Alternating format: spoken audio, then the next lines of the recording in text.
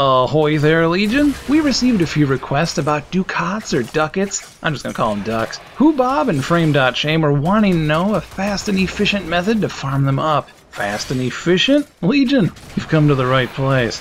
Just gotta put this here, and then put that over. Perfect! Last week on the Reddits, users Deathmax, Mistyween, TGDM, and Void Glitch all took part in fine-tooth combing the drop tables, and I'll leave a link to it in the description. You can see each tier and mission type broken down with the odds of each item that can drop at your perusal. But you wanted speed and efficiency. There are a few factors involved, for instance time. For this guide, we're looking at it from the perspective that you want as many ducks in as short amount of time as possible, thus we reach the requested efficiency. But not every mission's created equal. If you were to put all missions where ducks are farmable and lined all your ducks up in a row based on the time to clear compared to one another, you'd probably have a list similar to this. Defense missions can be completed quickly, but you tend to stay a while in there and farm over long periods of time. Sabotage full clears provides double the chances for loot, but take twice as long to find all the hidden caches. Captures round out the list, offering the path of least resistance. You can storm in, capture the enemies, and completely ignore everything else around you as you make your way to the exit. So there's your relative time constraints, but what about actual drops? Well, some places drop items that give out more ducks than others, but they also have higher odds of dropping things like void keys or forma blueprints, which don't offer you any ducks at all. These things get in the way of our intended target, so with that in mind, we aimed at the best possible locations to get as close to guaranteed ducks per mission per tier. That list is as follows. For defense, you'll want to hit up tier 4. As some might not be aware, defense and survival missions drop loot in a really weird AABC pattern. So in short, waves 5 and 10 actually share the same loot tables known as A, while 15 is B and 20 is C. From that point on, it just repeats itself over and over again. So for A, you have a 60% chance to net you 10 to 30 ducks,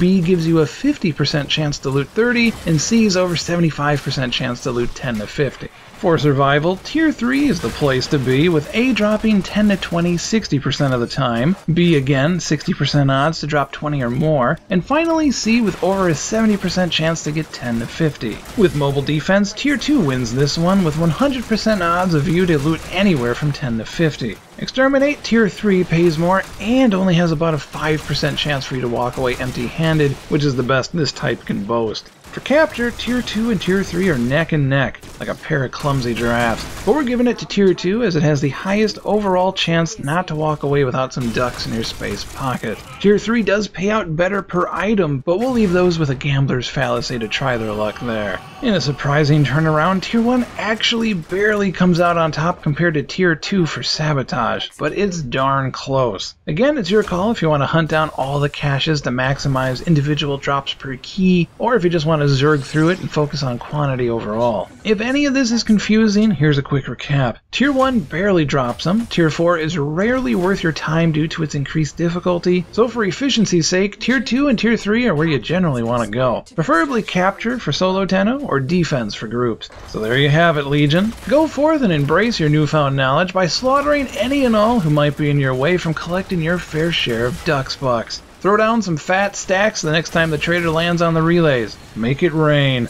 Thank you for watching and catch you next time, Legion. Take care.